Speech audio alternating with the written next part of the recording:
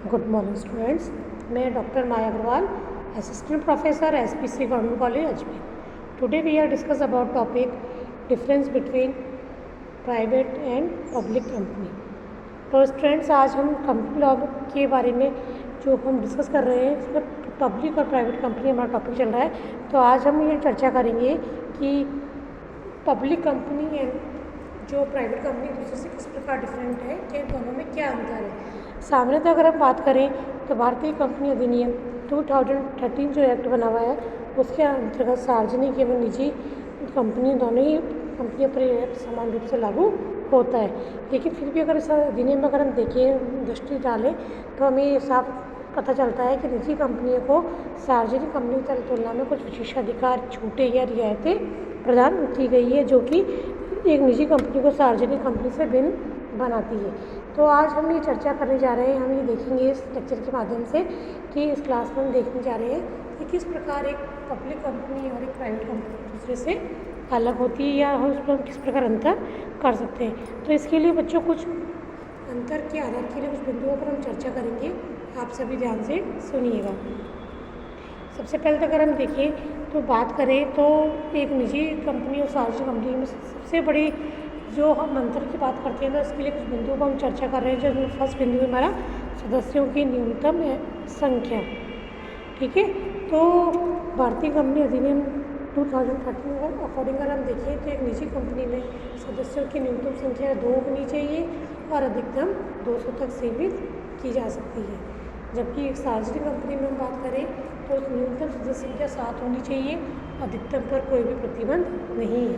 कहने का आशय है कि निजी कंपनी को चलाने के लिए कम से कम 2 व्यक्तियों की आवश्यकता होती है, जबकि एक सार्वजनिक कंपनी को चलाने के लिए कम से कम 7 व्यक्ति होना आवश्यक है, तभी एक हमारी सार्वजनिक कंपनी और निजी कंपनी चला पाना संभव होगा। इसी तरह से प्रदत्त पूंजी की राशि, यानी एक निजी कंपनी जब अपनी शुरुआत करती है तो कम से कम उसके लिए न्यूनतम 1 लाख रुपये तक की राशि होनी चाहिए। यदि 1 लाख रुपये से कम राशि निजी कंपनी के पास है तो अपने व्यवसाय को प्रारंभ नहीं कर पाएगी। जबकि सार्वजनिक कंपनी की हम बात करें तो कम से कम 5 लाख यानी 5 लाख के बराबर कैपिटल उसको अपने व्यवसाय को चलाने के लिए ज़रूरत होती है। इसी प्रकार है संचालक संख्या, यानी कंपनी हम जानते हैं company is an artificial person.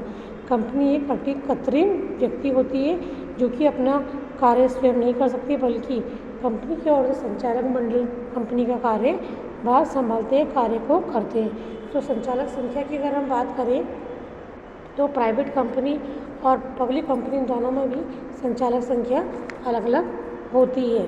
तो क्योंकि प्राइवेट कंपनी जो होती है वो एक छोटी कंपनी स्तर पर कार्य करती है, जबकि सार्वजनिक कंपनी बड़े स्तर पर कार्य करती है। तो निजी कंपनी में अगर हम बात करें तो कम से कम 2 संचालक होना अनिवार्य है, जबकि सार्वजनिक कंपनी में कम से कम 3 संचालक का होना आवश्यक माना गया है। अगला बिंदु है हमारा प्रबंधकीय पारिश्रमिक, मीन्स मैनेजरियल रेम्यूनरेशन। आज जो पब्लिक कंपनी हो या प्राइवेट कंपनी हो, दोनों में ही मैनेजर्स कार्य करते हैं, प्रबंधक कार्य करते हैं। तो प्रबंधक को कार्य करने के लिए एक कुछ कमीशन उसको पारिश्रमिक के रूप में दिया जाता है। तो सार्वजनिक कंपनी की हम बात करें तो वहाँ इसकी मात्रा सीमित है, यानी कोई भी सार्वजनिक कंपनी प्रबंधकीय पारिश्रमिक के रूप में या उसका जो नेट प्रॉफिट है उसका 11% यानी 11% से अधिक भुगतान नहीं कर सकती। लेकिन निजी कंपनी में इस तरह का कोई प्रावधान नहीं है, वो चाहे तो 11% से अधिक भी प्रबंधकीय पारिश्रमिक का भुगतान उसके द्वारा किया जा सकता है।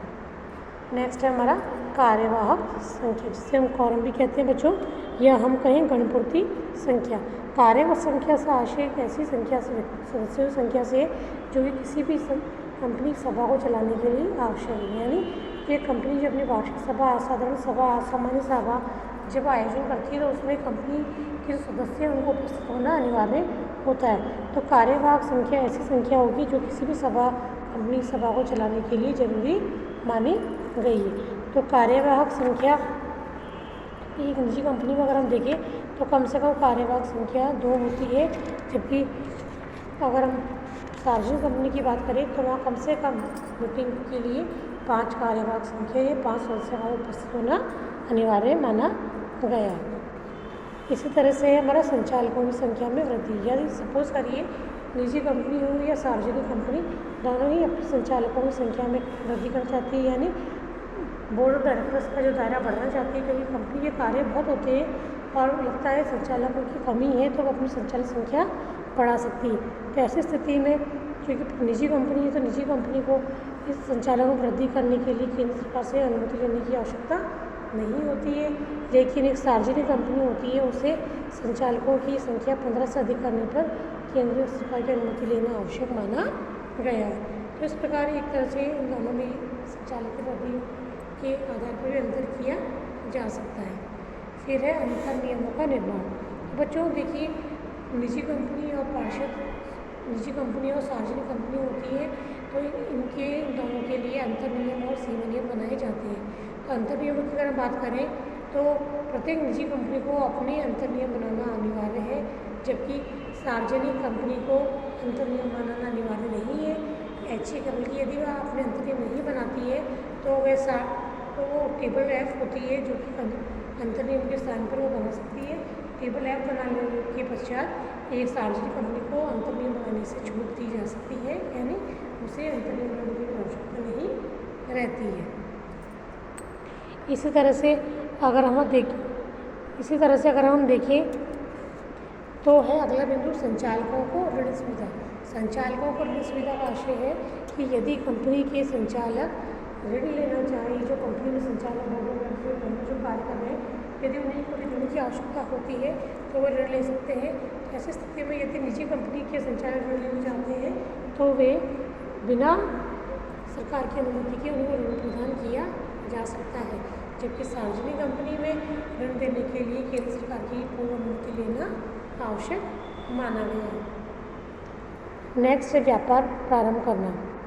व्यापार प्रारंभ का मतलब है कि एक निजी कंपनी जब होती है, जब अपना कंपनी एक्ट 2013 के अंतर्गत रजिस्ट्रेशन करवा लेती है और जैसे ही उसे रजिस्ट्रेशन का प्रमाण पत्र मिल जाता है वो अपना व्यापार प्रारंभ कर सकती है। लेकिन यदि पब्लिक कंपनी की हम बात करें तो एक पब्लिक कंपनी जब तक अपना व्यापार प्रारंभ नहीं कर सकती जब तक कि उसे व्यापार प्रारंभ करने का प्रमाण पत्र प्राप्त नहीं हो जाता। तो ये भी दोनों में एक बड़ा अंतर है कि सार्वजनिक कंपनी को व्यापार प्रारंभ प्रमाण प्राप्त करने तक इंतजार करना होता है, उसके पश्चात ही जो लीगली है इसकी जो फॉर्मेलिटी पूरी होने के पश्चात ही वो अपना व्यवसाय को प्रारंभ कर सकते हैं। अगला है मतगणना की मांग। मतगणना पर जिस तरह चुनाव में आज वोटिंग होती है, मतगणना होती है, तो उसी तरह से कंपनी में भी जो होती है सभाएं होती है उनके अंदर मतगणना का अधिकार होता है। तो अगर बात करें तो निजी कंपनी में न्यूनतम 10% मताधिकार रखने वाले सदस्यों द्वारा इसकी मांग की जा सकती है, जबकि सार्वजनिक कंपनी की दशा में अगर हम देखें तो मतगणना की मांग करने के लिए कम से कम 10% मताधिकार अथवा या 5 लाख रुपए से अधिक के अंश ग्रहण करने वाले अंशधारियों द्वारा ही ऐसी मांग की जा सकती है। तो ये भी इन दोनों के अंतर्गत एक बड़ा अंतर माना जाता है। अभी अंशों का हस्तांतरण। देखिए बच्चों, अंशों का हस्तांतरण की अगर हम बात करें तो एक सार्वजनिक कंपनी अपने अंशों का हस्तांतरण बड़ी ही आसानी से अन्य व्यक्तियों के पक्ष में कर सकती है, जबकि निजी कंपनी के अंशों के हस्तांतरण पर प्राय रोक होती है, क्योंकि निजी कंपनी अपने अंशों के हस्तांतरण को प्रतिबंध लगाया गया कंपनी अधिनियम 2013 के तहत। तो इसलिए सार्वजनिक कंपनी अपने अंशों का हस्तांतरण स्वतंत्रतापूर्वक कर सकती है। नेक्स्ट है अंशों का आवंटन। अंशों का आवंटन की अगर बात करें तो एक निजी कंपनी को जैसे ही स्वामित्व का प्रमाण पत्र मिलता है वो अपने अंशों का आवंटन कर सकती है, लेकिन एक सार्वजनिक कंपनी होती है वे अपने अंशों का आवंटन तब तक नहीं कर सकती जब तक कि उसे न्यूनतम अभिधान की राशि प्राप्त नहीं हो जाती। न्यूनतम अभिधान की राशि का मतलब है कि एक कंपनी की न्यूनतम अभिधान राशि वह राशि होती है, मतलब जितने उस राशि का अगर शेयर कंपनी अंश पूंजी कंपनी प्राप्त कर लेती है तभी वो अपने अंशों का आवंटन कर सकती है। यदि न्यूनतम अभिधान के बराबर राशि सार्वजनिक कंपनी को प्राप्त नहीं हुई है तो वो अपने अंशों का आवंटन नहीं कर सकती। तो यह भी निजी कंपनी और सार्वजनिक कंपनी में अंतर का आधार माना जाता है। अगला बिंदु है लिमिटेड या प्राइवेट लिमिटेड शब्द का प्रयोग। तो स्टूडेंट्स अगर हम देखें तो आपने ध्यान दिया होगा जो भी प्राइवेट कंपनी होती है वो अपने कंपनी के नाम के आगे प्राइवेट लिमिटेड शब्द का उपयोग करती है। आज हम देखिए हमारे देश में रिलायंस कंपनी है, तो रिलायंस प्राइवेट लिमिटेड शब्द का यूज़ वो करेगी। क्यों करेगी? क्योंकि वो एक प्राइवेट कंपनी है, प्राइवेट कंपनी मानी गई है, प्राइवेट कंपनी है वो, इसलिए उसमें प्राइवेट लिमिटेड शब्द का उपयोग होगा। ये इसकी पहचान है। इसी तरह का जो सार्वजनिक कंपनी होगी उसमें लिमिटेड शब्द का उपयोग होगा, क्योंकि तो सार्वजनिक कंपनी में प्राइवेट शब्द का उपयोग नहीं किया जाता, केवल लिमिटेड शब्द का उपयोग ही किया जाता है, जो उसके लिए पहचान के लिए काफ़ी होता है। अगला है हमारा पार्षद सीमा नियम पर हस्ताक्षर। पार्षद सीमा नियम का आशय होता है बच्चों कि प्रत्येक कंपनी, सार्वजनिक कंपनी होती है और निजी कंपनी होती है, उन्हें पार्षद सीमा नियम बनाने होते हैं। पार्षद सीमा नियम कंपनी का एक फंडामेंटल डॉक्यूमेंट होता है, जिसके अंतर्गत कंपनी की सभी सीमाओं के बारे में लिखा होता है कि कंपनी किस प्रकार किन सीमाओं में रहकर कार्य करेगी, तथा कंपनी का नाम वाक्य, उद्देश्य वाक्य, स्थान वाक्य, कार्यालय वाक्य, सभी की जानकारी उस पार्षद सीमा नियम में दृष्टिगत होती है, स्पष्ट होती है। तो एक कंपनी से ये आशा की जाती है कि वे अपने पार्षद सीमा नियम और अंतर नियमों का पालन करें।